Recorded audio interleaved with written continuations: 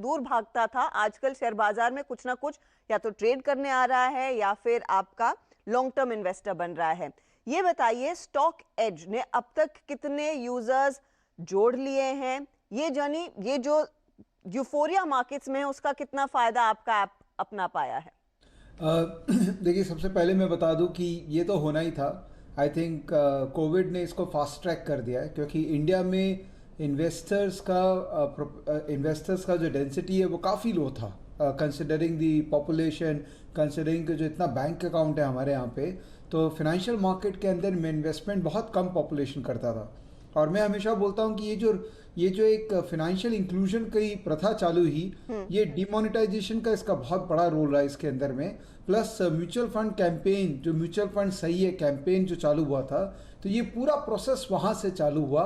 और Covid obviously has fast tracked everything. हम financial market democratisation, मतलब giving access to knowledge, data, analytics, ये कार्य में हम पिछले 6 साल से लगे हुए हैं। और पिछले 1.5 साल के अंदर में ऑब्वियस सी बात है कि काफ़ी फास्ट ट्रैक ग्रोथ हमको भी हुआ है।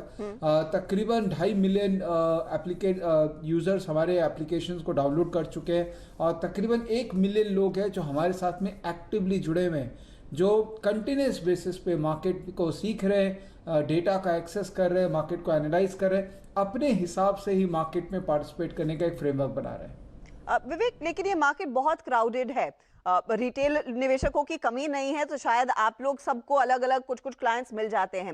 लेकिन आप देखिए, जीरोधा है, आपका ग्रो आ गया, अब स्टॉक्स है, सैमको जैसे रिटेल ब्रोकर्स का भी एक ऐप आ चुका है, एंजल इस पर काम कर रहा है, बाकी सब लोग, आईसीआईसीआई सिक्योरिटी कह रहा है कि डिजिटल से ही सबसे ज्यादा ग्रोथ है। तो आपके स्टॉक एज में क्या यूनिकनेस है, ये बताइए। और इस बड़े कंपटीशन के बीच आप फिर कैसे अपने नंबर्स को ग्रो कर पाएंगे, उसके पीछे स्ट्रैटेजी क्या है? तो सबसे पहली बात है कि यही स्ट्रैटेजी है कि मैं ब्रोकर नहीं हूँ, और मैं सारे ब्रोकर्स के साथ में काम करूँगा। और हमारा जो कोर है वो है डेटा और एनालिटिक्स। तो हम कोशिश कर रहे हैं कि हम अपना कोर पे फोकस करें और वैल्यू एडेड डेटा और एनालिटिक्स प्रोड्यूस करते रहें, ताकि जितने भी ब्रोकर्स हैं उनके कस्टमर्स, उनको अगर हमारा एनालिटिक्स पसंद आता है तो वो प्लग एंड प्ले करके हमारे एनालिटिक्स के थ्रू उस पर्टिकुलर ब्रोकर का ट्रांजैक्शन प्लेटफॉर्म यूज़ करके ट्रांजैक्ट कर सकें। तो ये बहुत ही कॉमन प्रैक्टिस है ग्लोबली कि ब्रोकर्स एक अलग सेगमेंट हो जाते हैं और वैल्यू एडेड सर्विस प्रोवाइडर एक अलग सेगमेंट हो जाते हैं।